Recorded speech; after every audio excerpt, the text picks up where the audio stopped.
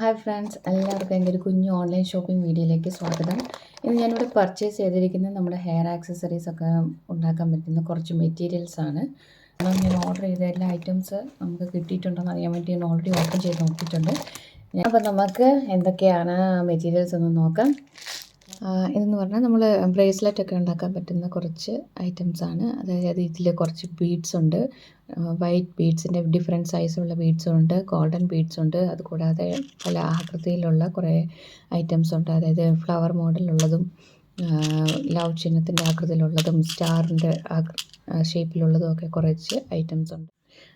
ഇത് കുറച്ച് ഫ്ലവേഴ്സാണ്, നമ്മുടെ ക്ലോത്ത് മെറ്റീരിയൽസ് വെച്ചിട്ടുള്ള കുറച്ച് ഫ്ലവേഴ്സാണ്. ഇതിൻ്റെ അകത്ത് ഞാൻ ക്രീമും ലൈറ്റ് ഗ്രീനും കളറുള്ള ഫ്ലവേഴ്സാണ് സെലക്ട് ചെയ്തേക്കുന്നത്.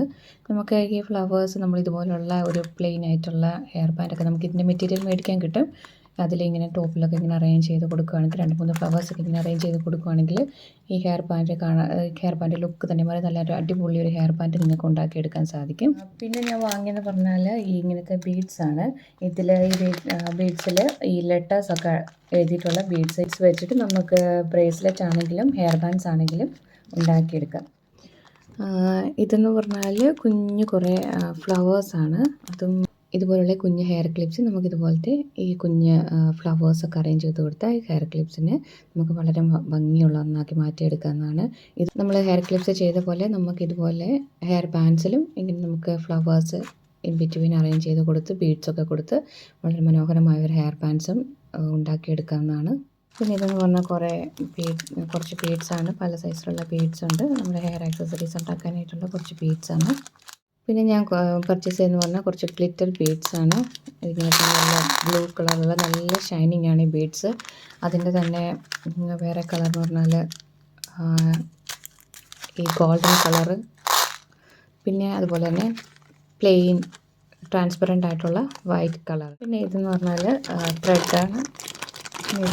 ഇതെന്ന് പറഞ്ഞാൽ ചേർക്കാത്ത ത്രെഡാണ്, മൾട്ടി കളറിൻ്റെ ത്രെഡാണ്. ഇത് നമുക്ക് ബ്രേസ്ലെറ്റ് ഒക്കെ ഉണ്ടാക്കാനായിട്ട് ഉപയോഗിക്കാവുന്നതാണ്. പിന്നെ ഞാൻ വാങ്ങിയെന്ന് പറഞ്ഞാൽ ഞാൻ ഈ മെറ്റീരിയൽസ് ഓർഡർ ചെയ്തുകൊണ്ട സമയത്ത് കണ്ടതാണ്.